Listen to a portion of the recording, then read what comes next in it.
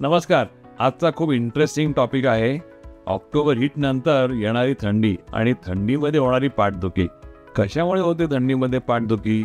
मी गरम फोमेंटेशन केलं पाहिजे, हॉट फोमेंटेशन की कोल्ड कॉम्प्रेस केलं पाहिजे?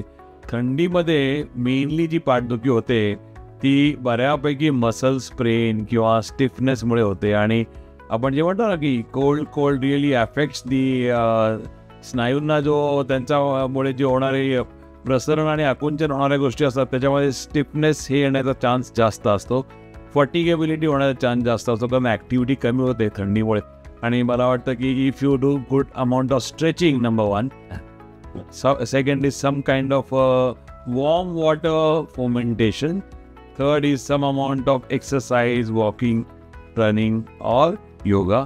You will really have a healthy back and healthy neck. At the same time, कधी आपल्याला लक्षात येत नाही विटॅमिन जी कमतरता, जीवनसत्व प्रथिनांची, जसं की विटॅमिन B12 आहे, विटॅमिन D3 आहे, याची कमतरता होऊ शकते. कधी युरिक ॲसिडचं प्रमाण वाढल्यामुळे सुद्धा स्टिफनेस, जॉईंट पेन होऊ शकतात. त्या बेसिक गोष्टी जर आपल्याला कळाल्या तर हा त्रास कमी होण्यासाठी नक्कीच फायदा होऊ शकतो.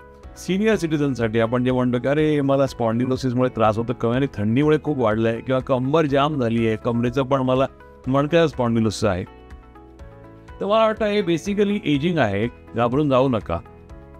एका चांगल्या फिजिओथेरपी डॉक्टरकडे जाऊन व्यायाम शिकून घ्या. एका चांगल्या स्पाईन स्पेशलिस्टकडे अंडरस्टँड करा की तुमची खरंच डिजनरेशन किती झालेली आहे, आणि त्याप्रमाणे ते तुम्हाला गाईड करतील.